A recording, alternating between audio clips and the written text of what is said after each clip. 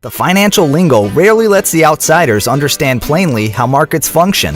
Most of the terms used are abstract, complex ones, and sound unreal to most people. It is hard today to explain why it is so important to own physical gold in the actual context, and why the spot price doesn't matter that much in determining the real value of gold without being aware of certain key elements moving the gold market. And it is of the utmost importance to understand some of those elements, if one is to be able to support a seemingly discouraging volatility.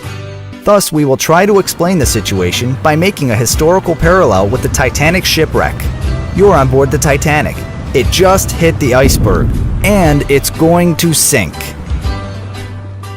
Not all passengers are aware of it, except you and a few others who have the technical know-how to know that the ship cannot be repaired and that it will sink. The situation being so compelling, you belong to those who fully understand the importance of owning a lifeboat. But for the moment, the value of your lifeboat isn't perceived as being extremely high by the other passengers because most of them are convinced that a ship like the Titanic cannot be shipwrecked. The spot price of your lifeboat on the bridge of the Titanic has gone up since hitting the iceberg, but it has not reached its maximum value because most passengers cannot believe the ship is sinking.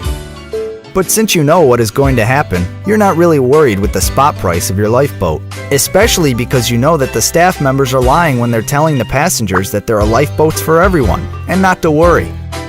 By telling passengers there are enough lifeboats for everyone, the staff members contribute to keeping the price of your own physical lifeboat low.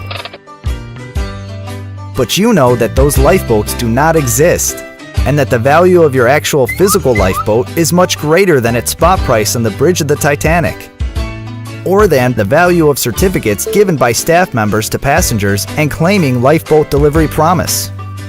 The spot price of your lifeboat on the bridge of the Titanic does not reflect its real value, but you know that. In time, its value will explode to the upside. The staff members are manipulating the price of the lifeboats by creating an offer of virtual lifeboats that do not exist. As the owner of a real lifeboat, you aren't that much worried about the manipulation because you know it will cease when all the passengers try to get their hands on a real lifeboat. On the other hand, knowing the reality of the lies of the staff members and not trusting them since the crash, you're not going to let them keep an eye on your lifeboat for you, because they just might have promised it to many other passengers, and thus they might not be able to deliver it to you when you need it.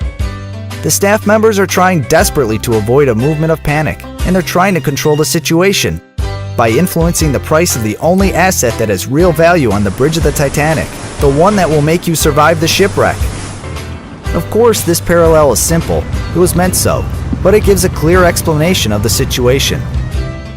Note that all the staff members own lifeboats since the crash.